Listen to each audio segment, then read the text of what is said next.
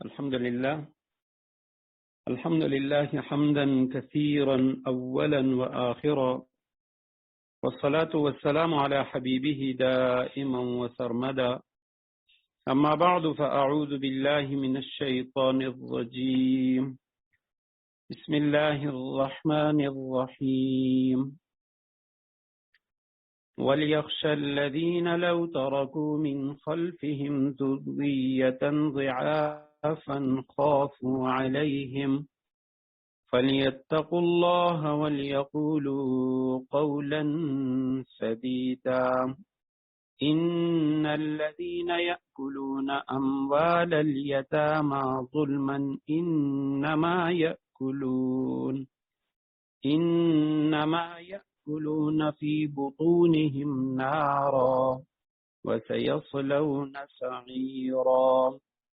صدق الله العظيم. اللهم صل على محمد النبي الأمي وعلى آله وأصحابه وبارك وسلم. اللهم أرنا الحق حقا وارزقنا اتباعه وأرنا الباطل باطلا وارزقنا اجتنابه.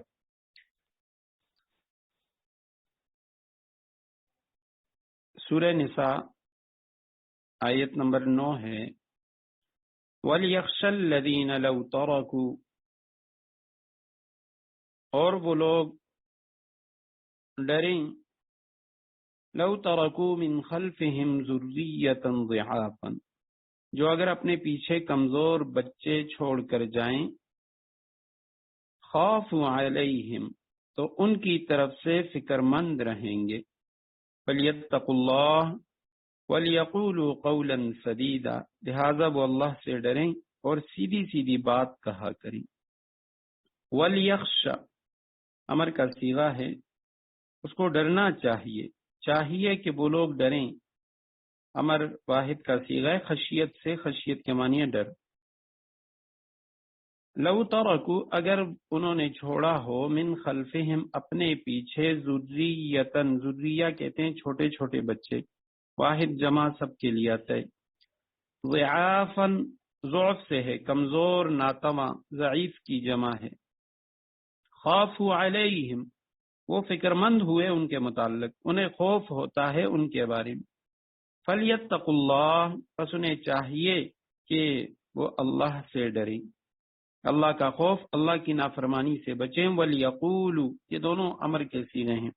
اور انہیں چاہیے کہ وہ کہیں قولا سدیدا، سیدھی بات، انہیں چاہیے کہ وہ سیدھی سیدھی بات کہا کریں. تو آیت کریمہ کا مطلب یہ ہے، اللہ سبحانہ و تعالی فرماتے ہیں کہ یتیموں کے متعلق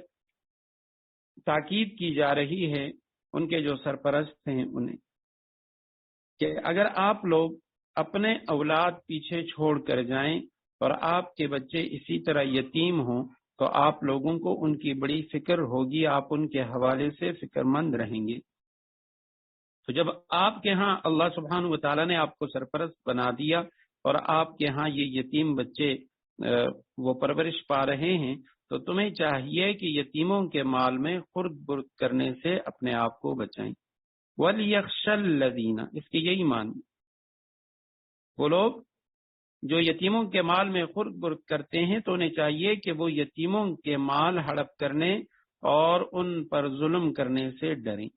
لو ترکوا من خلفہم ذریہ، اگر یہ اپنے پیچھے کمزور بچے چھوڑ کر جائیں، ان کی اپنی اولاد وہ اس طرح یتیم ہو جائیں، تو خافوا علیہم، تو ان کی طرف سے فکر مند رہیں گی. فَلْيَتَّقُوا اللَّهَ وَلْيَقُولُوا قَوْلًا سَدِيدًا، لہذا وہ اللہ سے ڈریں اور سیدھی سیدھی بات کہا کریں. إِنَّ الَّذِينَ يَأْكُلُونَ أَمْوَالَ الْيَتَامَى ظُلْمًا، یقین رکھو جو لوگ یتیموں کا مال ناحق کھاتے ہیں، انما یأکلون فی بطونہم نارا، وہ اپنے پیٹ میں آگ بھر رہے ہیں. وسیصلون سعیرا، اور انہیں جلد ہی ایک دہکتی آگ میں داخل ہونا ہوگا.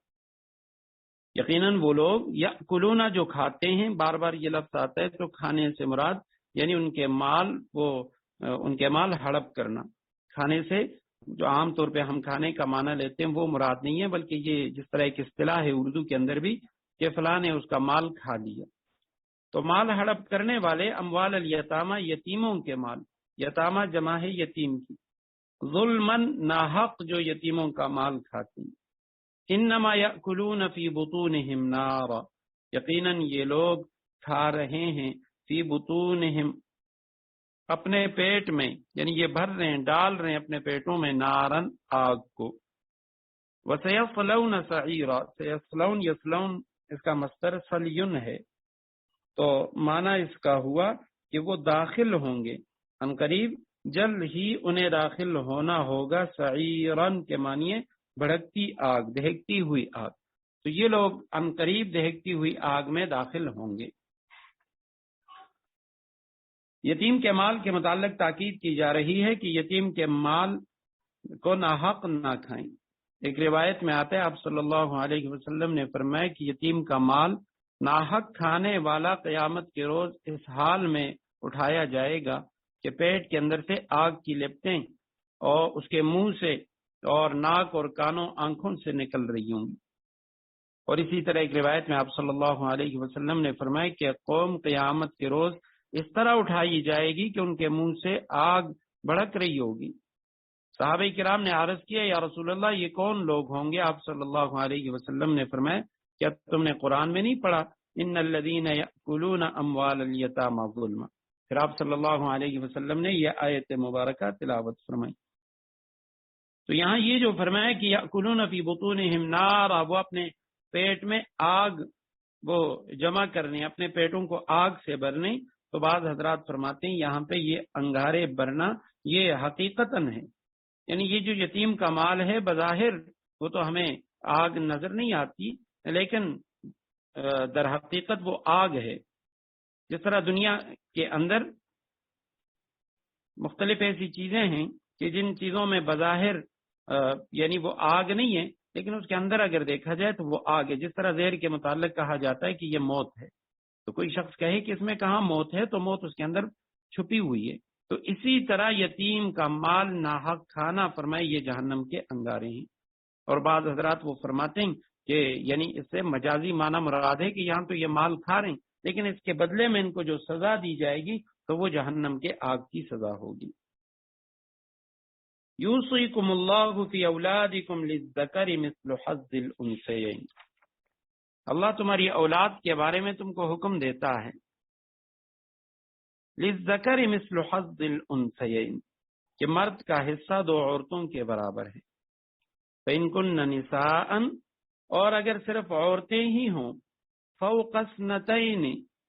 دو یا دو سے زیادہ، فلہن ثلثا ما ترک، تو مرنے والے نے جو کچھ چھوڑا ہو انہیں اس کا 2/3 حصہ ملے گا۔ وإن كانت واحدة، اور اگر صرف ایک عورت ہو، فلہا النصف، تو اسے ترکے کا آدھا حصہ ملے گا۔ وَلِأَبَوَيْهِ لِكُلِّ وَاحِدٍ مِّنْهُمَا السُّدُسُ، اور مرنے والے کے والدین میں سے ہر ایک کو اس کی میراث میں سے ترکے میں سے چھٹا حصہ ملے گا، ان كان له ولد، بشرطے کہ مرنے والے کی کوئی اولاد ہو۔ فإن لم يكن له ولد، اور اگر اس کی کوئی اولاد نہ ہو، فإن لم يكن له ولد وورثه أبواه، اور اس کے والدین ہی اس کے وارث ہوں، فلأمه الثلث، تو اس کی ماں وہ 1/3 حصے کی حقدار ہے۔ فإن كان له إخوة، ہاں اگر اس کے کئی بھائی ہوں، فلأمه السدس، تو اس کی ماں کو چھٹا حصہ دیا جائے گا، من بعد وصیت، یہ ساری تقسیم جو ہے اس وصیت پر عمل کرنے کے بعد ہوگی، یوصی بها او دین،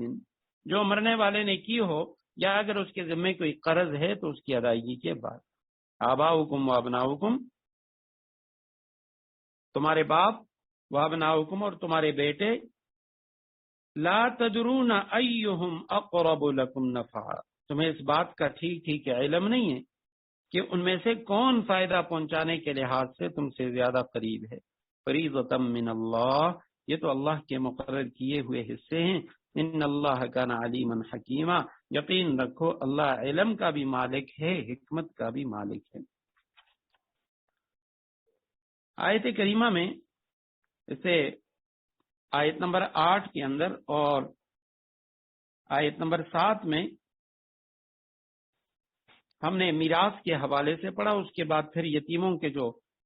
حقوق ہیں ان کا ذکر، آگے یتیموں کے مال کے حوالے سے ایک تاکید تھی، اب اس کے بعد دوبارہ اسلام کا جو قانون میراث ہے اس کا تذکرہ ہے۔ اور اس حوالے سے ہم نے کچھ چیزیں پڑھی ہیں کہ سب سے پہلی جو چیز جو کسی بھی متوفا جو شخص فوت ہو جاتا ہے تو اس کے مال کے ساتھ لائق ہوتی ہے، تو سب سے پہلے وہ 4 چیزیں، ان میں سے پہلی چیز اس کی تجہیز و تکفین، اس کے لیے جو مال ہے وہ لیا جائے گا۔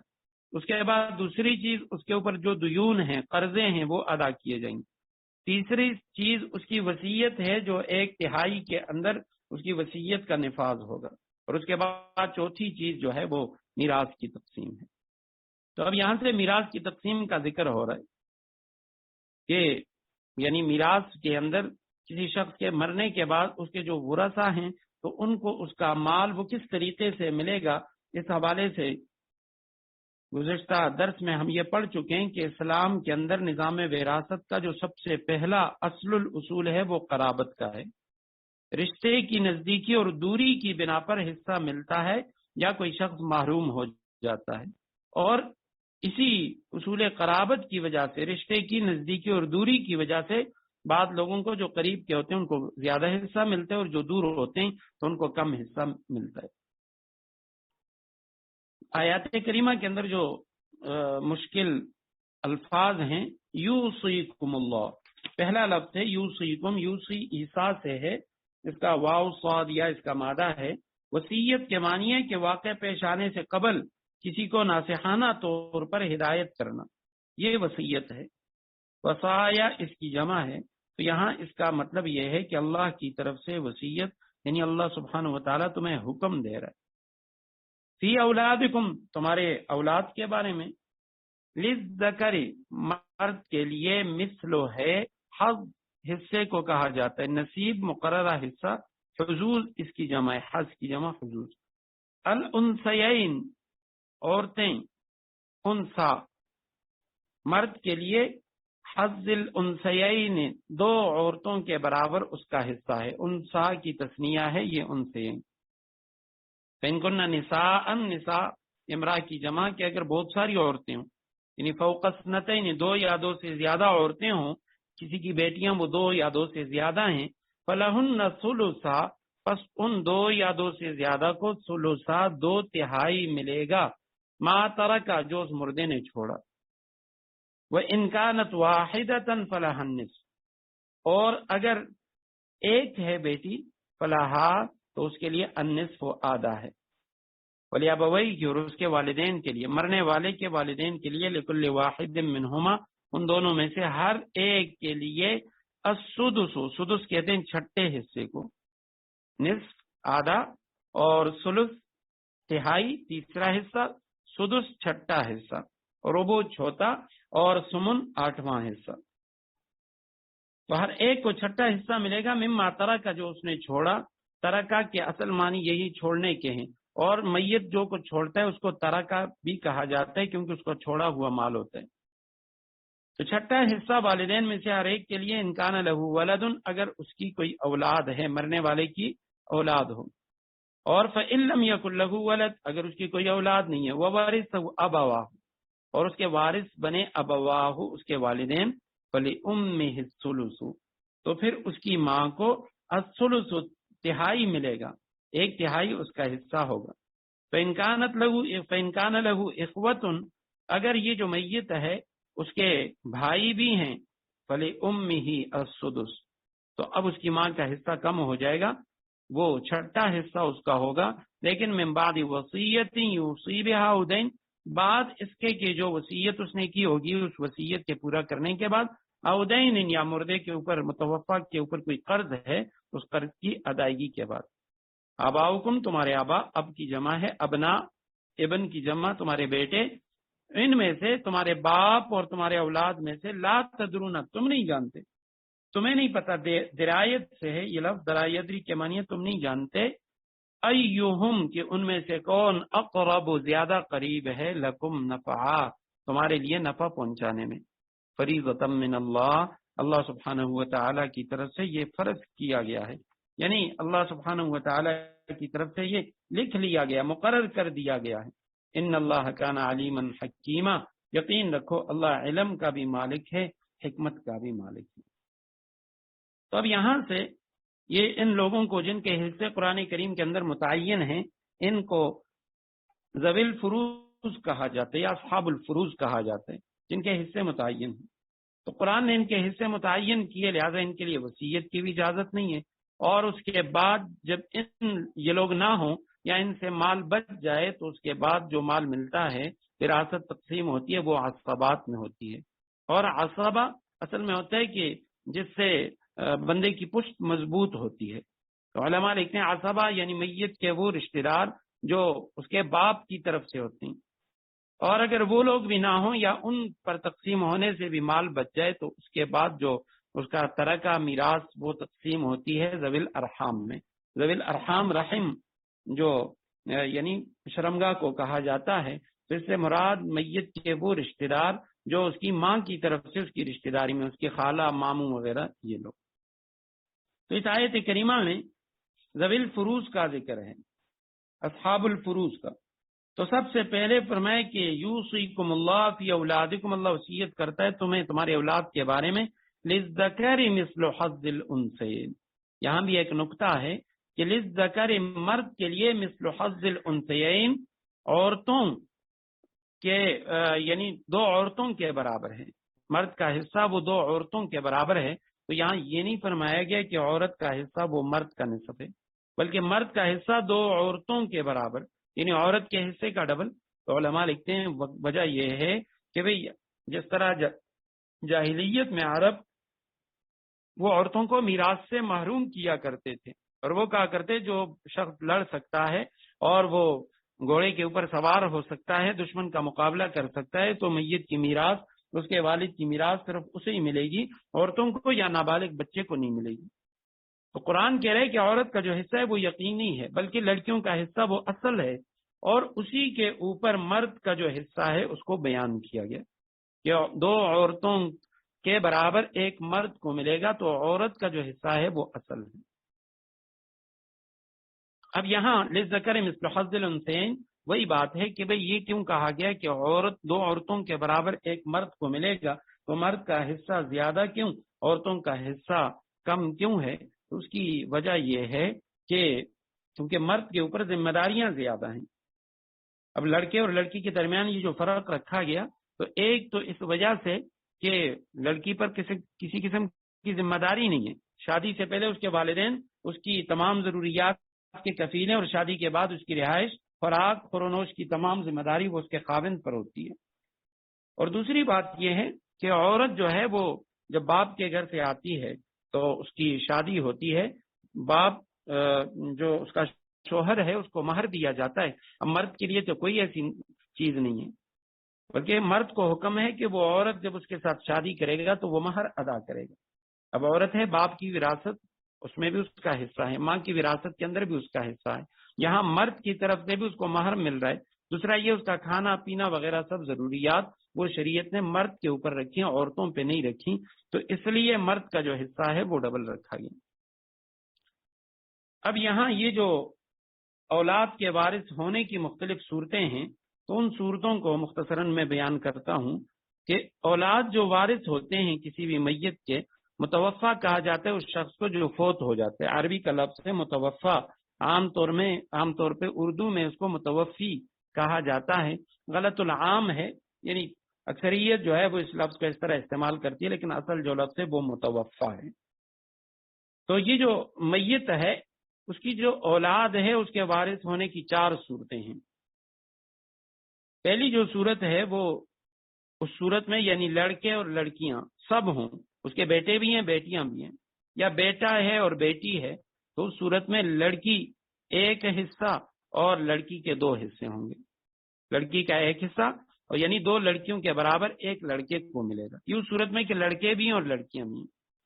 دوسری صورت یہ ہے کہ میت اس کی صرف ایک لڑکی ہے اور کوئی اولاد نہیں ہے، صرف ایک لڑکی ہے، تو اس کی جو نصف جائیداد ہے وہ اس بیٹی کو ملے گی، اور باقی جو جائیداد ہے وہ اس کے دیگر جو رشتہ دار ہیں ان کو ملے گی۔ تیسری صورت یہ ہے کہ صرف 2 لڑکیاں ہوں یا 2 سے زیادہ ہوں. میت کی صرف 2 بیٹیاں، ایک بیٹی ہے تو اسے نصف ملے گی، لیکن 2 بیٹیاں ہیں یا 2 سے زیادہ ہیں تو ان دونوں کو 2/3 ملے گا. یعنی 2/3 وہ ان دونوں لڑکیوں پہ، یا اگر 2 سے زیادہ ہیں 3 4 جتنی بھی ہیں تو ان کو صرف 2/3 ملے گا اور 2/3 ان میں برابر تقسیم ہوگا. چوتھی صورت یہ ہے کہ میت کا صرف ایک لڑکا ہو اور باقی اس کی کوئی بیٹی وغیرہ نہیں ہے، تو صورت میں وہ جو بیٹا ہے وہ تمام مال کا مالک بنے گا. تو فرمایا کہ فَإِن كُنَّ نِسَاءً يُوصِيكُمُ اللَّهُ فِي أَوْلَادِكُمْ، اللہ تمہیں حکم دیتا ہے تمہارے اولاد کے بارے میں، للذکر مثل حظ الانثیین، مذکر کے لیے 2 عورتوں کے برابر ہے. فَإِن كُنَّ نِسَاءً، پس اگر عورتیں ہوں یعنی اس کی بیٹیاں ہیں، فوق اثنتین، 2 یا 2 سے اوپر، فلہن الثلث ما ترک، تو اس کو 2 ثلث ملیں گے، یعنی 2/3 وہ اسے ملیں گے. فَإِن كَانَتْ وَاحِدَةً، اگر ایک ہے، فلہا النصف، تو اسے آدھا حصہ ملے گا، آدھی جائیداد وہ اس لڑکی کو ملے گی، اور باقی جو ہے وہ اس کے باقی جو ورثہ ہیں ان کو. وَلِأَبَوَيْهِ لِكُلِّ وَاحِدٍ مِّنْهُمَا السُّدُسُ، یہاں سے آگے والدین کے جو وارث بننے کی صورتیں وہ بیان کی جا رہی ہیں. کہ اگر کوئی شخص مر گیا، اب اس کی والدین بھی ہے، اولاد بھی ہے. پہلی صورت تو وہ تھی کہ جس میں صرف اولاد کے حصے وہ بیان کیے گئے. اب یہاں سے والدین کے حصے، کہ اگر اولاد ہیں تب والدین کو کیا ملے گا، اولاد نہیں ہے تب والدین کو کیا ملے گا. تو اس کی 3 صورتیں ہیں. پہلی صورت یہ ہے کہ میت کی اولاد بھی ہو، والدین بھی ہیں، دونوں موجود ہیں، اولاد بھی والدین بھی. تو اس صورت میں والدین کو 6 حصہ باپ کا اور 6 حصہ وہ ماں کا، 1/6 وہ باپ کا اور 1/6 وہ ماں کا، اور باقی جو ہے وہ 4/6 وہ اس کی جو باقی اولاد ہے وہ اسے ملے گی. دوسری صورت یہ ہے کہ صرف ماں باپ ہوں اور اس کی اولاد بہن بھائی وہ نہ ہوں. تو اس صورت کے اندر 1/3 یعنی اس کا جو 1/3 ہے وہ ماں کو ملے گا اور 2/3 وہ باپ کو ملیں گے. یہ دوسری صورت ہو گئی کہ نہ اولاد ہیں اس کے اور نہ بہن بھائی.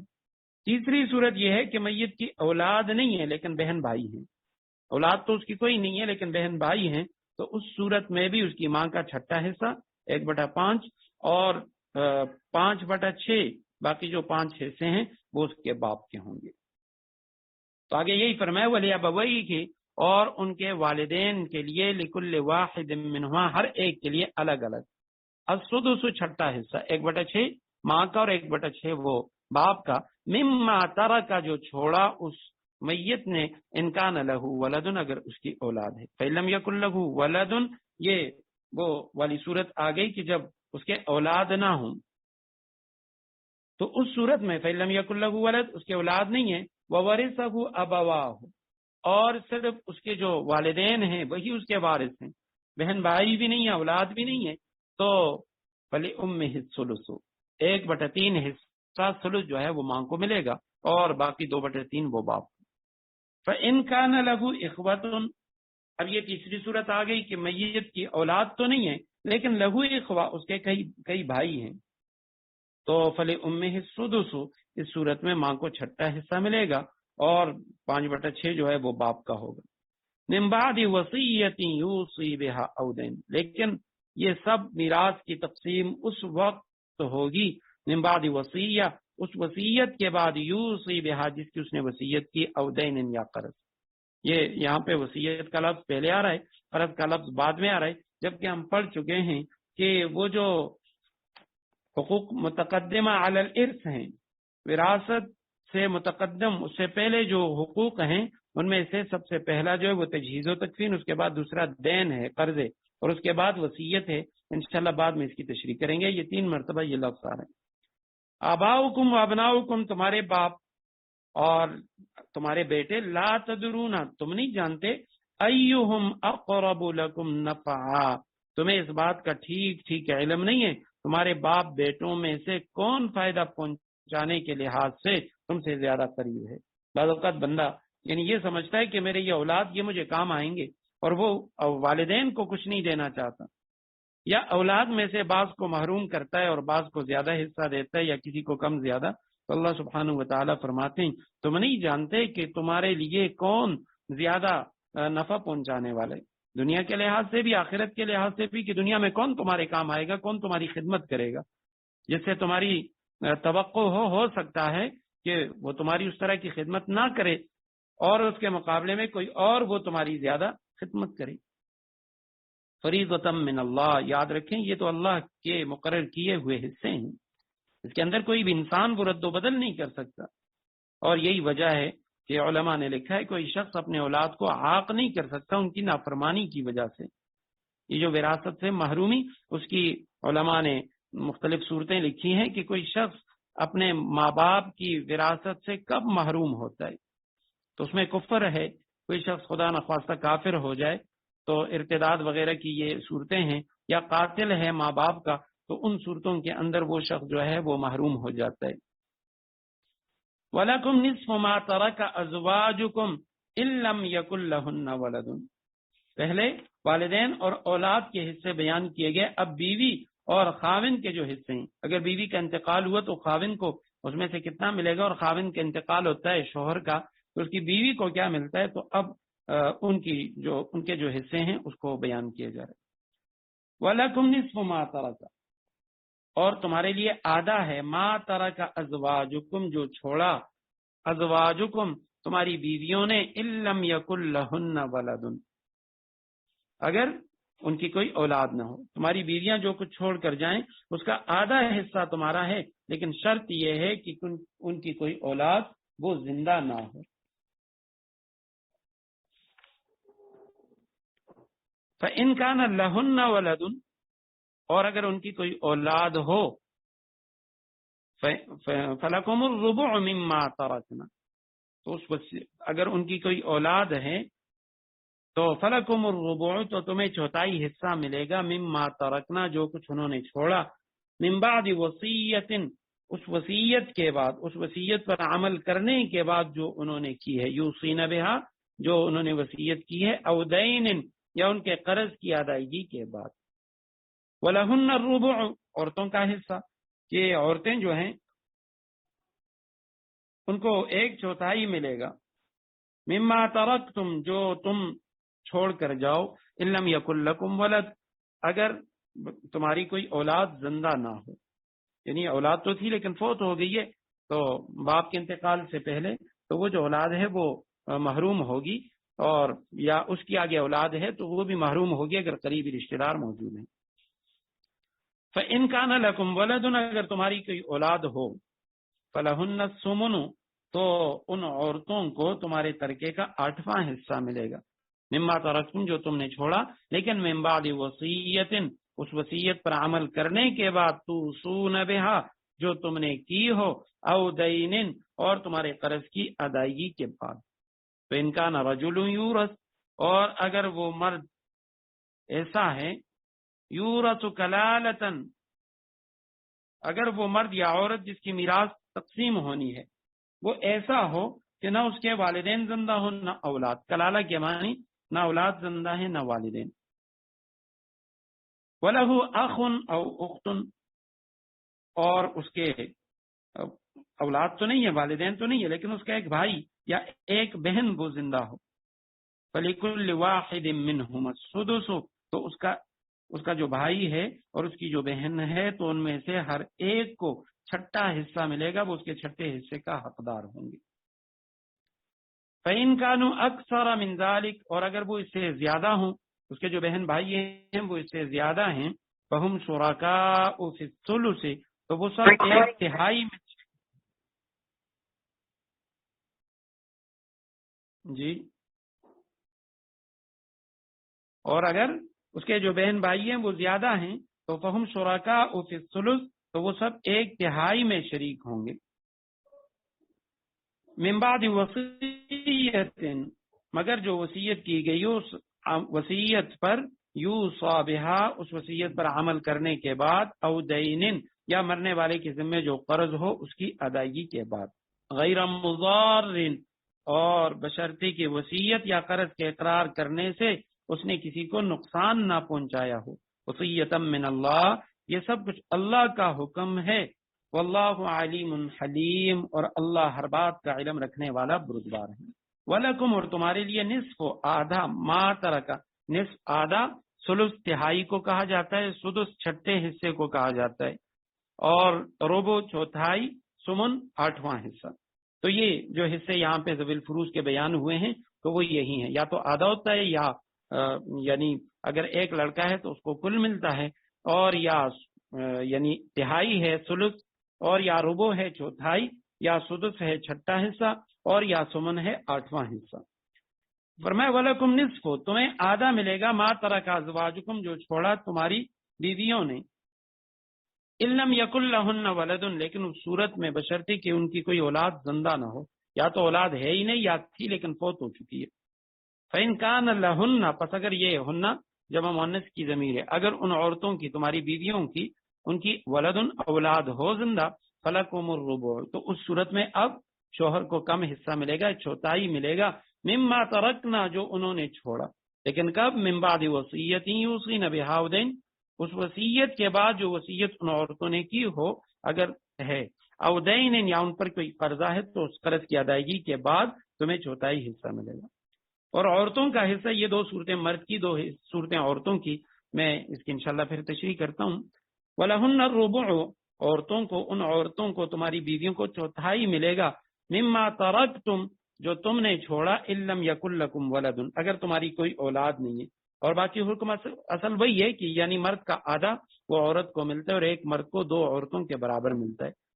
اسی میں یعنی مرد کے لیے نصف ہے اگر عورت کی اولاد نہیں ہے، اس کی بیوی کی کوئی اولاد نہیں ہے، اور اس کے مقابلے میں شوہر کے لیے چوتھائی ہے، عورت کے لیے اگر اس کا شوہر فوت ہو جاتا ہے اور اس کے شوہر کی کوئی اولاد نہیں ہے تو اس کو چوتھائی ملتا ہے۔ فَإِنْ كَانَ لَكُمْ وَلَدٌ، اگر تمہاری اولاد ہے اور تمہارا انتقال ہو گیا، تمہاری بیویاں وہ بھی تمہاری یعنی میراث میں شریک ہیں، فَلَهُنَّ الثُّمُنُ، ان کو آٹھواں حصہ ملے گا، مما ترکتم، جو تم نے چھوڑا، من بعد وصیت، بعد اس وصیت کے، توصون بہا، یہ صیغے مختلف آ رہے ہیں، یوسی، یوسینا، توصون، تو یہ یوسی واحد کا صیغہ، یوسین جمع مؤنث کا صیغہ، توصون جمع مذکر حاضر کا صیغہ، اور آگے ایک مجہول کا، یوسا واحد مجہول کا صیغہ بھی آئے گا، جس کی تم نے وصیت کیا، ادین، یا جو تم پر قرضہ ہے اس قرض کی ادائیگی کے بعد۔ تو پہلے یہاں تک اس آیت کریمہ کو سمجھتے ہیں، اس کے بعد آگے جو کلالہ کا ذکر ہے وہ الگ یعنی مسئلہ ہے، تو اس کو انشاءاللہ الگ سمجھیں گے۔ تو پہلے حصے میں، آیت کریمہ کے پہلے حصے میں بیوی کی وراثت تقسیم کرنے کی دو صورتیں ہیں۔ اگر عورت کا انتقال ہو جائے اور اس صورت میں اس کی اولاد ہے، تب اس کے شوہر کو کیا ملے گا اور اولاد کو کیا ملے گا، اور اگر اولاد نہیں ہے تو اس صورت میں شوہر کا حصہ کیا ہوگا۔ تو فرمایا اگر متوفیہ، جو فوت ہونے والی عورت ہے، کسی شخص کی بیوی، اگر اس کی کوئی اولاد نہیں ہے، نہ لڑکی نہ لڑکا،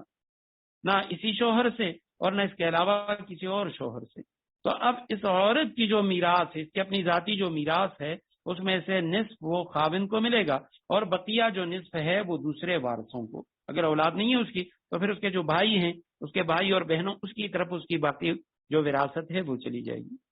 اور اگر اس کی اولاد ہو، بیوی کی اولاد ہے، تو اس صورت میں خاوند کو چوتھائی حصہ ملے گا، اور باقی جو ہے وہ اس کی اولاد کے اندر تقسیم ہوگا۔ اور آیت کریمہ کے دوسرے ٹکڑے میں وَلَهُنَّ الرُّبُعُ مِمَّا تَرَکْتُمْ، یہاں سے آگے خاوند کی وراثت کی تقسیم کی دو صورتیں۔ خاوند کا انتقال ہو گیا، شوہر فوت ہو گیا، بیوی ہے، اور ایک صورت میں اس کے بچے ہیں، دوسری صورت میں اس کے بچے نہیں ہیں۔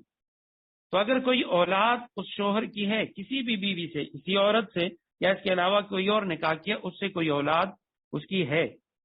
تو اس صورت میں بیوی کو آٹھواں حصہ ملے گا، کم ملے گا۔ اور اگر اولاد نہیں ہے تو بیوی کو چوتھائی حصہ ملے گا، یعنی اولاد نہ ہونے کی صورت میں چوتھائی 1/4، اور اولاد ہو تو اس صورت میں آٹھواں یعنی 1/8، اور باقی جو ہے وہ شوہر کے جو بچے ہیں ان کے اندر تقسیم ہوگا۔ اور یہ جو چوتھائی حصہ ہے جو عورت کو ملتا ہے بیوی کو، یا آٹھواں حصہ ہے اولاد کے ہونے اور نہ ہونے کی صورت میں، یہ اگر ایک بیوی ہے تو تب بھی اس کا یہی حصہ ہے، دو ہے تو تب بھی، اگر 3 یا 4 ہیں تب بھی ان کا جو حصہ ہے وہ چوتھائی یا آٹھواں حصہ ہی ہے، اس سے زیادہ نہیں۔ یعنی شوہر کا انتقال ہوا اور اس کی کوئی اولاد نہیں ہے، تو اس صورت میں اس کی جو وراثت ہے اس کا 1/4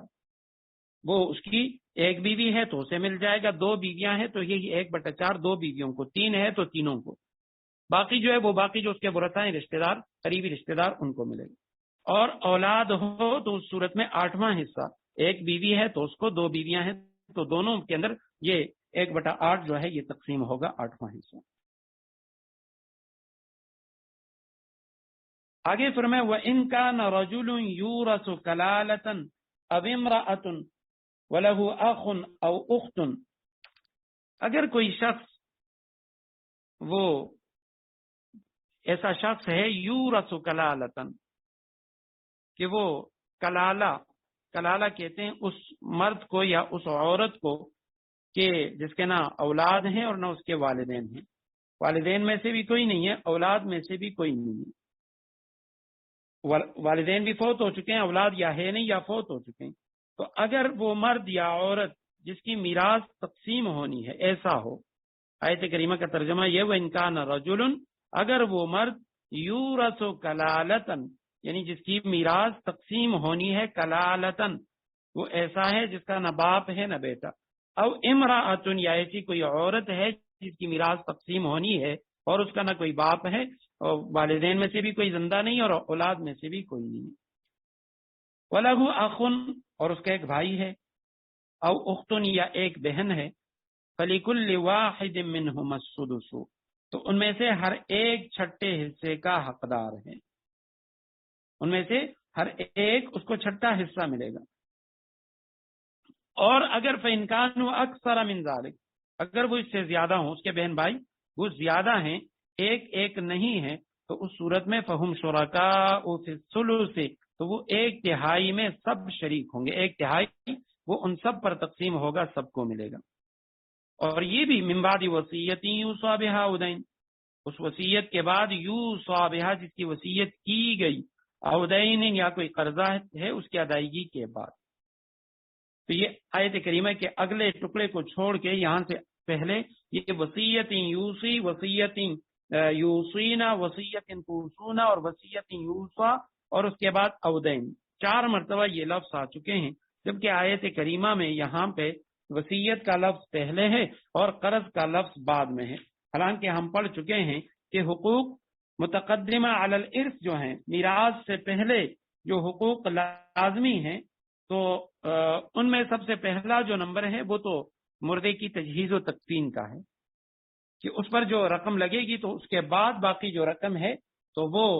یعنی اس کے ورثاء کے اندر اس کی باقی جائیداد وہ تقسیم ہوگی۔ اس کے بعد دوسری چیز اس کے اوپر جو قرضہ ہے اس کی ادائیگی ہے، اور تیسری چیز وہ وصیت ہے، جبکہ آیت کریمہ میں وصیت کا لفظ پہلے ہے اور دین کا لفظ بعد میں ہے۔ اس کی وجہ کیا ہے؟ سب سے پہلی وجہ تو یہ ہے کہ بھئی اصل حکم تو وہی ہے جو ہم پڑھ چکے ہیں۔ حضرت علی کرم اللہ وجہ ان کی روایت ہے ترمذی شریف کے اندر، وہ فرماتے ہیں انکم تقرؤون هذه الآیہ، اے لوگوں تم اس آیت کریمہ کو پڑھتے ہو اور اس آیت کریمہ سے تم دھوکہ نہ کھاؤ، من بعد وصیت توصون بها او دین، کہ اس کے اندر پہلے وصیت کا ذکر ہے اس کے بعد دین کا ذکر ہے، وان رسول اللہ صلی اللہ علیہ وسلم قضا بالدین قبل الوصیہ، آپ صلی اللہ علیہ وسلم نے پہلے قرضوں کا فیصلہ کیا اور اس کے بعد وصیت کا، کہ قرض جو ہیں یہ وصیت سے پہلے قرض کی ادائیگی ہوگی اور اس کے بعد اس نے جو وصیت کی ہے 1/3 مال کے اندر اس کی وصیت کا نفاذ ہوگا۔ تو یہاں یہ جو وصیت کا لفظ مقدم کیا گیا اس کی کئی وجوہات ہیں۔ ایک وجہ تو یہ بھی ہے کہ اگر ایک شخص ہے اس نے وصیت بھی کی اور اس کے اوپر قرضہ بھی ہے، تو اب اس کے جو قرض خواہ ہیں وہ تو فوری طور پہ جیسے اس کا انتقال ہوگا وہ پہنچ جائیں گے اور وہ مطالبہ کریں گے کہ جی ہمارے اس پر اتنا قرض ہے، لیکن وصیت جو اس نے کی ہے تو اس کے حوالے سے کوئی بھی ایسا شخص نہیں ہے اور نہ کسی کو علم ہوتا ہے کہ بھی اس نے کیا وصیت کی ہے سوائے اس کے ورثاء کے،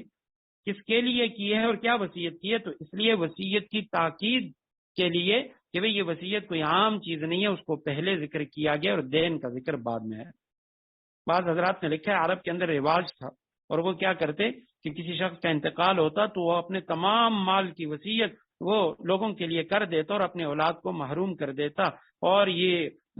وہ یعنی اس کو بہت بڑی بہادری کی بات خیال کیا کرتے تھے کہ جی فلاں بڑا سخی ہے، اس نے سارا مال وہ بانٹ دیا اور اس کی وصیت کر دی۔ تو قرآن کریم نے ان کی اس وصیت کا بھی ذکر کیا اور اس کے بعد دین کا بھی ذکر کیا کہ تم لوگ جو وصیت کرتے ہو اس میں افراط و تفرید کا شکار ہو تو یہ درست نہیں ہے۔ قرآنی تعلیمات نبی علیہ السلام کی تعلیمات یہ ہیں کہ وصیت جائز ہے لیکن ایک تہائی کے اندر ہے، اور اس سے جو مقدم چیز ہے وہ دین ہے، قرضہ ہے۔ آیت کریمہ میں جو یہ کلالہ کا ہم نے ذکر پڑھا ہے کہ وہ شخص جس کے نہ والدین ہیں، فوت ہو چکے ہیں، والدین بھی، اولاد میں سے بھی کوئی نہیں ہے، اب اس کا جو مال تقسیم ہوگا تو اس کے اندر اس کے اگر ایک بھائی ہے تو اس کو چھٹا حصہ ملے گا، ایک بہن ہے چھٹا حصہ ملے گا، اور اگر زیادہ ہیں تو ایک تہائی کے اندر وہ سارے شریک ہوں گے۔ تو یہاں پہ آیت کریمہ کے اندر یہ اجماع ہے کہ اس آیت کریمہ میں مراد وہ بہن بھائی ہیں جن کو اخیافی ماں شریک بہن بھائی کہا جاتا ہے۔ تین طرح کے یعنی بہن بھائی ہوتے ہیں، اس کے لیے تین طرح کے الفاظ آتے ہیں۔ ایک تو حقیقی بہن بھائی، سگے بہن بھائی، ان کے لیے عینی کا لفظ آتا ہے، عینی بہن بھائی یعنی جو حقیقی بہن بھائی ہیں، اور اسی کے ساتھ دوسرے جو ہیں ان کو کہا جاتا ہے عربی میں علاتی۔ علاتی وہ ہوتے ہیں جو باپ شریک بھائی ہے یا بہن ہے، اور چونکہ اسلام کے اندر سلسلہ نسب جو ہے وہ باپ سے ثابت ہوتا ہے، تو یہ جو علاتی بہن بھائی ہوتے ہیں یہ اصل سگے بہن بھائیوں، حقیقی بہن بھائیوں کی طرح ہوتے ہیں۔ وراثت کے اندر بھی ان کا جو حصہ ہے وہ اسی طرح ہے جس طرح حقیقی بہن بھائیوں کا ہے۔ البتہ جو اخیافی ہیں، پہلے عینی حقیقی، دوسرے علاتی یعنی باپ شریک بہن یا بھائی، اور تیسرے جو ہیں ان کو کہا جاتا ہے اخیافی، ماں شریک بہن بھائی، باپ الگ ہے اور ماں ایک ہے تو ان کو کہا جاتا ہے اخیافی۔ تو یہ چونکہ ان کی طرح عینی کی طرح نہیں ہوتے، علاتی کی طرح بھی نہیں ہوتے، تو ان کی ماں ایک ہے، باپ الگ الگ ہیں، تو اس لیے یہاں آیت کریمہ میں یہ جو حصہ بیان کیا جا رہا ہے تو یہ ان اخیافی ماں شریک بہن بھائی کا حصہ ہے، اور جو باپ شریک ہے علاتی یا عینی بھائی اس کا حصہ وہ اسی صورت کی آخری آیت میں، آیت نمبر 176 کے اندر اس کو بیان کیا گیا ہے۔ وگرنہ عام طور پہ اگر کوئی شخص اس آیت کریمہ کو اور اس کو ایک ہی یعنی عینی بھائیوں کے بارے میں لے گا تو اس میں بڑا تعارض سامنے آئے گا۔ تو یہاں پہ یہ مراد ماں شریک بہن بھائی جو ہیں ان کا حصہ بیان کیا جا رہا ہے، اور اس کے اوپر ایک دلیل تو یہ ہے حضرت سعد بن ابی وقاص رضی اللہ تعالیٰ عنہ کی جو قرات ہے تو اس کے اندر یہ آیت کریمہ کے اندر یہ الفاظ موجود ہیں، وَلَهُ أَخٌ أَوْ أُخْتٌ، اس کے بعد لفظ ہے من أُمِّهِ یعنی بھائی یا بہن ہے اور ماں کی طرف سے اخیافی ماں شریک بہن بھائی ہے تو یہ ان کا حصہ ہے۔ علامہ قرطبی رحمہ اللہ انہوں نے لکھا ہے کہ میراث کے اندر کوئی بھی ایسی صورت نہیں ہے کہ جس میں مذکر اور مؤنث برابر ہوں، جیسے یہاں پہ فرمائے کہ بھائی ہے تو اس کو بھی چھٹا حصہ ملے گا اور بہن ہے تو اس کو بھی چھٹا حصہ۔ فرمائے کوئی بھی صورت نہیں ہے سوائے اس صورت کے یہ جو اخیافی ماں شریک بہن بھائی ہیں ان کا حصہ برابر ہے، باقی صورتوں میں بہن کو ایک حصہ اور بھائی جو ہے اس کا ڈبل ہے، لڑکی کا ڈبل وہ لڑکے کو ملتا ہے۔ تو وہ جو آخری آیت کریمہ ہے اسی صورت کی، تو اس آیت کریمہ کو بھی ہم دیکھ لیتے ہیں، اس میں فرمایا یستفتونک قل اللہ یفتیکم فی الکلالہ، صحابہ کرام یا رسول اللہ آپ سے سوال کرتے ہیں تو آپ ان کو بتائیے کلالہ کے بارے میں۔ کلالہ وہی یعنی مرد یا عورت کہ جس کے نہ والدین ہیں اور نہ اس کے اولاد میں سے کوئی ہے، تو اس کے بارے میں آپ ان کو فتویٰ دیجئے، ان کو بتا دیجئے۔ پھر آگے آپ صلی اللہ علیہ وسلم قرآن کریم کہہ رہا ہے ان امرؤ ہلک، کلالہ وہ شخص ہے کہ جو فوت ہو گیا، لیس لہ ولد اور اس کی کوئی اولاد نہیں، ولہ اخت اس کی ایک بہن ہے، فلہا نصف ما ترک تو اس کو آدھا ملے گا۔ یہاں کہا جا رہا ہے کہ اس کی بہن کو چھٹا حصہ ملے گا، اور وہاں فرمایا گیا کہ آدھا حصہ، تو جب بہن کو آدھا ملتا ہے، اگر اس کا ایک بھائی ہے تو بھائی کو پورا اس کا جو حصہ ہے اس کی وراثت وہ اس کو ملے گی۔ وَهُوَ يَرِثُهَا وہ بہن اس کی وارث بنے گی، لم یکن لها ولد اگر اس کی کوئی اولاد نہیں، اور فَإِن كَانَتْ اثْنَتَيْنِ اگر دو بہنیں یا دو سے زیادہ ہیں، فَلَهُمُ الثُّلُثَانِ تو ان کو دو تہائی ملیں گے جو اس نے چھوڑا۔ فَإِن كَانُوا إِخْوَةً رِجَالًا وَنِسَاءً اگر اس کے بہن بھائی ہیں،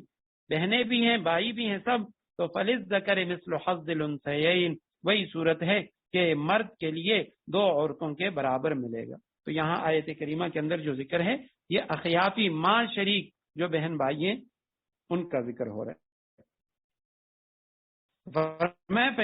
وَإِنْ كَانَ رَجُلٌ يُورَثُ كَلَالَةً أَوْ امْرَأَةٌ، اگر کوئی ایسا شخص مرد یا عورت جو کلالہ ہے، جس کے نہ والدین نہ اولاد ہیں، اور اس کی وراثت تقسیم ہو رہی ہے، وَلَهُ أَخٌ، اس کا ایک بھائی ہے، أَوْ أُخْتٌ یا بہن، فَلِكُلِّ وَاحِدٍ مِّنْهُمَا السُّدُسُ، ہر ایک کو چھٹا حصہ ملے گا۔ فَإِنْ كَانُوا أَكْثَرَ، پس اگر وہ زیادہ ہیں، من ذَلِكَ، اس سے، یعنی ایک بہن بھائی نہیں ہے، اس سے زیادہ ہیں، فَهُمْ شُرَكَاءُ فِي الثُّلُثِ، تو پھر ان کو ایک تہائی کے اندر وہ سارے شریک ہوں گے، لیکن وصیت کے بعد اور قرض، پہلے قرض اس کے بعد وصیت۔ غیر مضار، غیر مضار کے معنی ہے کہ وہ نقصان دہ نہ ہو، یعنی ایسی وصیت یا قرض کہ جو محض وارثوں کو نقصان پہنچانے کی خاطر عائد کیا گیا نہ ہو۔ وہ شخص جس نے وصیت کی ہے، اب وصیت تو عام طور پہ آخری عمر میں کی جاتی ہے، اور وصیت اس شخص کے لیے جو وارث نہیں ہے، جو وارث ہے اس کے لیے وصیت جائز نہیں ہے۔ نبی علیہ السلام نے فرمایا کہ اللہ سبحانہ و تعالی نے سب کے جو حصے ہیں وہ بیان فرما دیے، تو لا وصیت لوارث، آج کے بعد کسی کے لیے کوئی وصیت نہیں ہے۔ تو اب ایک شخص ہے وہ وصیت کر رہا ہے، تو اب یہاں پہ اس کا ذکر تو کلالہ کے بعد آیا ہے، لیکن یہ تمام صورتوں کے اندر اس کے اولاد ہے یا نہیں ہے، تو اس کے لیے کوئی ایسی وصیت کرنا کہ جس سے وہ اپنی اولاد کے جو حصے ہیں ان کو نقصان پہنچائے، اولاد کو ضرر پہنچائے، تو شریعت نے اس کی اجازت نہیں دی ہے، وہ شخص گناہگار ہوگا۔ اگرچہ وصیت اس کی نافذ ہو جائے گی، لیکن ایسا شخص گناہگار ہے کہ جس نے اپنے اولاد میں سے کسی ایک کو محروم کر دیا، یا کسی اور کے لیے وصیت کر کے اپنے اولاد کے حصوں کو کم کر دیا۔ ایک تو یہ ہے کہ اللہ نے بڑا مال دیا اور وہ کسی غریب کے لیے وصیت کر رہا ہے، وہ تو ٹھیک ہے، لیکن اولاد کو نقصان پہنچانے کی خاطر وہ اگر وصیت ایسی کوئی وصیت کر رہا ہے تو اس صورت میں وہ گناہگار ہوگا۔ اور اگر اس کا تعلق جو آخری صورت ہے اس کے ساتھ دیکھا جائے تو اکثر عام طور پہ ایسا ہوتا ہے کہ کوئی شخص، اس کی کوئی اولاد نہیں ہے، اب اس کی صرف گھر والی ہے اور اولاد نہیں ہے، تو اس صورت میں اسے علم ہوتا ہے کہ میرے مرنے کے بعد میرا جو مال ہے وہ میرے بھائیوں کو ملے گا یا میری بہنوں کو ملے گا، تو وہ کیا کرتے ہیں کہ اپنا جو مال ہے، اپنے شرعی جو وارث بھائی بہن اس کے شرعی وارث ہیں، اللہ سبحانہ و تعالیٰ نے ان کے حصے مقرر فرما دیے، تو ان کو محروم کرنے کے لیے وہ کیا کرتے ہیں، وصیت کر لیتے ہیں کہ جی میرے مرنے کے بعد یہ مال فلان جگہ پہ دیا جائے، یا بعض اوقات وہ اپنی زندگی ہی کے اندر وہ جو مال ہے اس کو یعنی تقسیم کر دیتا ہے ان کو نقصان پہنچانے کی خاطر، تو یہ بھی غلط ہے۔ یا بعض اوقات یوں ہوتا ہے کہ کسی کی صرف بیٹیاں ہوتی ہیں، تو اگر ایک بیٹی ہے اس کو آدھا ملے گا اور باقی مال وہ باقی ورثاء کو ملے گا، تو اس صورت میں بھی وہ کیا کرتے ہیں کہ چونکہ انہیں پتہ ہے کہ میرے مرنے کے بعد میری بیٹی کو پورا مال نہیں ملے گا، اس لیے وہ ایسی وصیت کر لیتے ہیں، یا سارا کا سارا مال وہ اپنی بیٹی کے نام کر دیتے ہیں، یا یوں ہے کہ کئی بیٹیاں ہیں تو ان کو بھی چونکہ 2/3 ملے گا، اس سے زیادہ ان کا حصہ نہیں ہے، تو اس صورت میں سارا کا سارا مال وہ بیٹیوں کے نام کر دیتے ہیں، باقی جو شرعی وارث ہیں ان کو محروم کر دیتے ہیں۔ فرمایا غیر مضاد، یہ شخص ایسا نہ ہو کہ وہ اس وصیت کے ذریعے یا قرض کے ذریعے، اب اس پر قرضہ ہے نہیں لیکن اس نے کیا کیا کہ بھئی اپنے وارثوں میں سے ان کے حصوں کو کم کرنے کے لیے یا جو اپنا مال ہے وہ کسی اور تک پہنچانے کے لیے کسی کے بارے میں کہہ دیا کہ جی فلاں جو ہے اس کا مجھ پر اتنا قرض ہے اور میرے مرنے کے بعد اس کو یہ میرے مال میں سے اتنے پیسے دیے جائیں۔ حدیث شریف میں آتا ہے ایک شخص 60 سال یا 70 سال اللہ سبحانہ و تعالیٰ کی عبادت کرتا ہے مگر وصیت میں زرار کرتا ہے، وصیت کے اندر وہ اپنے وارثوں کو نقصان پہنچانے کی کوشش کرتا ہے، ورثاء کو نقصان پہنچاتا ہے، تو آپ صلی اللہ علیہ وسلم نے فرمایا باوجود اس کے کہ اس نے 60-70 سال اللہ کی عبادت کی مگر وہ جہنم کا مستحق بن جاتا ہے۔ وصیۃ من اللہ، آخر میں فرمایا کہ یہ اللہ سبحانہ و تعالیٰ کا حکم ہے، یہ سب اللہ سبحانہ و تعالیٰ کا حکم ہے، واللہ علیم حلیم، اور اللہ ہر بات کا علم رکھنے والا ہے، بردبار ہے۔ یہ جو وصیت کے مسائل ہیں عام طور پہ ان کا جو سمجھنا ہے وہ بھی مشکل ہوتا ہے، اور دوسرے عام طور پہ عملی لحاظ سے لوگ اس پہ اس طرح عمل نہیں کرتے جس طرح شریعت نے حکم دیا ہے۔ مثلا اب میت کی جو وراثت ہے، 3 چیزیں تو ہم نے پڑھ لی ہیں، تجہیز و تکفین، اس کے بعد اس کے قرض کی ادائیگی، وصیتیں 1/3 کے اندر اس کا نفاذ، اور آخر میں وراثت کی تقسیم۔ اس میں حصے تو بیان ہو گئے لیکن ساتھ ساتھ شریعت یہ بھی کہتی ہے کہ میت کے بدن کے اوپر جو کپڑے ہیں وہ بھی ترکہ میں شامل ہوتے ہیں، ان کو حساب میں لگائے بغیر حساب یوں ہی صدقہ کر دینا یہ ٹھیک نہیں۔ اور اسی طرح بعض اوقات لوگ یعنی اس کے کپڑوں کے علاوہ دیگر کچھ چیزیں ہوتی ہیں تو ان کو بھی وہ اسی طرح صدقہ کر دیتے ہیں کہ یہ اس کی فلاں چیز، حالانکہ اس کے اولاد میں سے، وارثوں میں سے، اس کے والدین یا اس کے بیٹوں میں سے بیٹے ہوتے ہیں اور ان میں سے کچھ نابالغ ہوتے ہیں، تو وہ اگر اجازت بھی دے دیں تو ان کی اجازت کا اعتبار نہیں ہوتا، یا کچھ وارث غیر حاضر ہوتے ہیں، اس موقع پہ وہ حاضر نہیں ہوتے تو ان کی اجازت کے بغیر اس طرح کا تصرف وہ درست نہیں ہے۔ حضرت مفتی تقی عثمانی صاحب دامت برکاتہم العالیہ اپنے ایک واقعہ لکھتے ہیں کہ مفتی شفیع رحمہ اللہ جب وہ یعنی مرض الوفات میں تھے، سخت بیمار تھے، تو ایک موقع پہ انہوں نے پانی مانگا اور میں نے اپنے کمرے سے گلاس میں ان کو پانی لا کے دیا، تو فرماتے ہیں کہ وہ سخت تکلیف میں تھے اور وہ بار بار مجھے کچھ اشارے کر رہے تھے، وہ گلاس میں نے وہیں پہ رکھ دیا، تو جب کچھ دیر کے بعد ان کو افاقہ ہوا تو فرمانے لگے میں آپ کو اشارے کر رہا تھا کہ یہ گلاس یہاں سے اٹھا لوں۔ اس کی وجہ یہ ہے کہ اگر میرا انتقال ہو گیا اور انتقال کے بعد اگر یہ گلاس جو تم اپنے کمرے سے لے کے آئے ہو اگر یہ میری وراثت کے اندر اس کی تقسیم ہو گئی تو یہ میرے لیے ہلاکت کا سبب ہوگا، کیونکہ وہ تمہاری چیز ہے اور میری میراث کے اندر وہ شریک ہو گئی،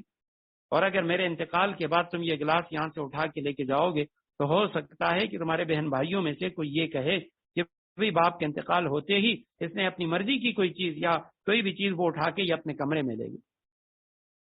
تو اس لیے پہلے سے میں اشارے کر رہا تھا کہ بھئی یہ ایک چھوٹی سی چیز یہ بھی یہاں سے اٹھا لو کہ بھئی یہ میری جو میراث ہے اس کے اندر یہ چیز شامل نہ ہو۔ اسی طرح بعض اوقات بعض لوگ کیا کرتے ہیں کہ میت کو قبرستان لے جاتے وقت وہ جنازے کے اوپر جو چادر ڈالی جاتی ہے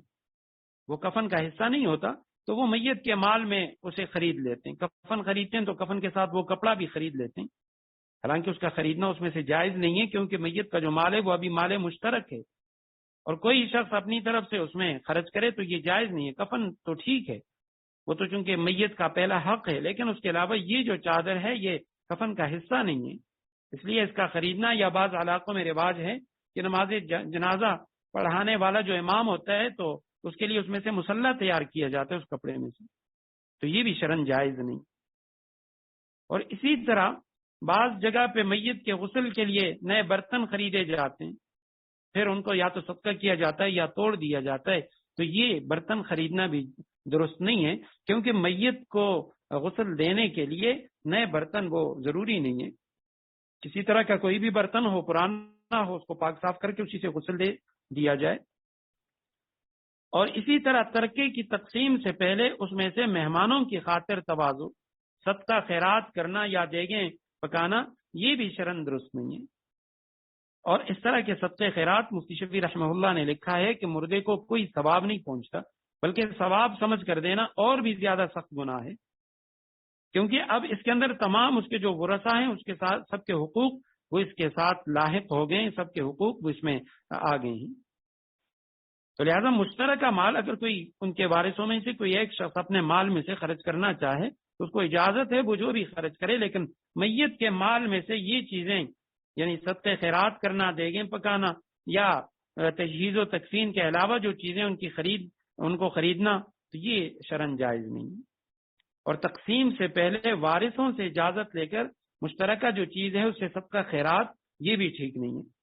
ایک تو اس وجہ سے کہ ان میں ہو سکتا ہے یتیم ہو، ان کی اجازت کا اعتبار نہیں ہے، اور اگر جو بالغ ہیں وہ بھی اگر خوش دلی سے اجازت نہیں دیں گے تو یہ جو مال ہے اس کا وہاں خرچ کرنا یہ درست نہیں ہوگا۔ ایک بزرگ کا واقعہ لکھا ہے مفتی شفیع رحمہ اللہ نے، فرماتے ہیں کہ ایک مسلمان کی عیادت کے لیے تشریف لے گئے اور تھوڑی دیر مریض کے پاس بیٹھے تھے کہ اس کی روح پرواز کر گئی، وہ شخص فوت ہو گیا۔ اس موقع پہ وہاں جو چراغ جل رہا تھا انہوں نے فوراً وہ جو چراغ تھا اسے بجھا دیا، گل کر دیا، اور اپنے پاس سے پیسے دے کر تیل منگایا۔ تو لوگوں نے اس کا سبب دریافت کیا کہ جی یہ کیا وجہ ہے، یہ شخص زندہ تھا یہ چراغ، تو وہ فرمانے لگے کہ بھئی وجہ یہ ہے کہ جب تک یہ زندہ تھا یہ چراغ اس کی ملکیت تھی، اس کی روشنی استعمال کرنا اس کے لیے ہمارے لیے سب کے لیے درست تھا، لیکن اب یہ دنیا سے رخصت ہو گیا تو اس کی ہر چیز میں وارثوں کا حق ہو گیا، لہذا سب وارثوں کی اجازت کے بغیر اس کا استعمال ہمارے لیے جائز نہیں ہے، تو اس لیے میں نے اپنے پیسوں سے یہ تیل منگا کر یہ روشنی کی۔ آخر میں فرمائے تلک حدود اللہ، یہ اللہ سبحانہ و تعالی کی حدود ہیں، یہ اللہ کی مقرر کی ہوئی حدود ہیں، ومن یطع اللہ ورسولہ، جو شخص اللہ اور اس کے رسول کی اطاعت کرے گا، یدخلہ جنات تجری من تحتها الانہار، وہ اللہ سبحانہ وتعالیٰ اس کو ایسے باغات میں داخل کرے گا جن کے نیچے نہریں بہتی ہوں گی، خالدین فیہا، اور ایسے لوگ ہمیشہ ان باغات میں رہیں گے، جنتوں میں رہیں گے، وذالک الفوز العظیم، اور یہ بڑی کامیابی ہے، زبردست کامیابی۔ ومن یعص اللہ، اور جو نافرمانی کرے گا، یہ یدخلہ اللہ سبحانہ وتعالیٰ کی طرف راجع ہے کہ اللہ داخل کرے گا اس کو۔ ومن یعص اللہ، اور جو نافرمانی کرے، یعصی نافرمانی کرنا عصیان سے ہے، اللہ کی ورسولہ، اور اس کے رسول کی، ویتعد حدودہ، اور اللہ سبحانہ وتعالیٰ کی مقرر کی ہوئی حدود سے تجاوز کرے گا۔ یتعدی عدوان سے ہے، جو حدود الہیہ سے تجاوز کرے گا، یدخلہ، تو اللہ اسے بھی داخل کرے گا، نارن، ایسی آگ میں، خالدین فیہا، جس میں وہ ہمیشہ رہے گا، وَلَهُ عَذَابٌ مُّہِینٌ، اور اس کے لیے اہانت والا، ذلیل کرنے والا عذاب ہوگا۔ اس میں فاعل کا صیغہ ہے مہین، اہانت سے ذلیل کرنے والا عذاب ہوگا۔ آیت کریمہ میں، پہلی آیت کریمہ کے اندر تو کچھ بھی مشکل نہیں ہے کہ جو اللہ کی اطاعت کرے گا اس کے رسول کی، تو اللہ سبحانہ وتعالیٰ ان کو جنتوں میں داخل کرے گا، وہاں ہمیشہ رہیں گے، اور یہ زبردست کامیابی۔ دوسری آیت کریمہ میں، جو اللہ اور اس کے رسول کی نافرمانی کرے گا، حدود سے تجاوز کرے گا، اللہ سبحانہ وتعالیٰ اس کو آگ میں داخل کرے گا، اور خالدن فیہا، وہ ہمیشہ رہے گا اس آگ میں، وَلَهُ عَذَابٌ مُّہِین، اور اس کو ایسا عذاب ہوگا جو ذلیل کر کے رکھے گا۔ تو آیت کریمہ کے اندر یہ جو فرمایا خالدن، کیا ہمیشہ رہے گا، تو اس کا کیا مطلب ہے؟ تو پہلی بات تو یہ ہے کہ یہاں اس کا مطلب یہ ہے کہ وَمَن يَعْصِ اللَّهَ وَرَسُولَهُ وَيَتَعَدَّ حُدُودَهُ سے مراد وہ لوگ ہیں جو کافر ہیں، یعنی جو اعتقاداً میراث کا انکار کرے۔ جو شخص وہ میراث کا انکار کر دے گا تو وہ کافر ہو جائے گا۔ کوئی شخص یہ کہے کہ الیاذ باللہ اللہ سبحانہ وتعالیٰ کی تقسیم پر میں راضی نہیں ہوں، اور میں اپنی وراثت اس طرح تقسیم نہیں کرتا، میں اپنا حصہ اس طرح نہیں لینا چاہتا، اور اعتقاداً وہ اس کا انکار کرے، اس کو ٹھیک نہ مانے، تو یہ شخص دائرہ اسلام سے خارج ہو جاتا ہے، اور اب دائرہ اسلام سے خارج ہونے کی وجہ سے وہ ہمیشہ آگ میں رہے گا۔ اور بعض علماء نے لکھا ہے، امام بیضاوی رحمہ اللہ وہ فرماتے ہیں اگر عملاً انکار کرے، ہے مسلمان لیکن وہ مانتا بھی ہے کہ ورثاء کے حصے ہیں لیکن دیتا نہیں ہے، اللہ اور اس کے رسول کی نافرمانی کرتا ہے اور حدود سے تجاوز کرتا ہے، تو فرمایا اللہ سبحانہ وتعالیٰ اس پہ ایسی آگ میں داخل کرے گا، خالدن فیہا، جسم کے اندر خلود سے مراد مکث طویل ہے، یعنی بڑے عرصے تک وہ اس آگ میں رہے گا، اور پھر آخر میں اللہ سبحانہ وتعالیٰ اس کو نکالیں گے، یعنی اس کو بڑا سخت عذاب ہوگا اور لمبے عرصے کے لیے عذاب ہوگا، اور ایسا عذاب عذاب مہین، جو ذلیل کرنے والا عذاب ہوگا۔ بارک اللہ لی ولکم فی القرآن العظیم، ونفعنی وإیاکم بالآیات والذکر الحکیم، وآخر دعوانا الحمد للہ رب العالمین۔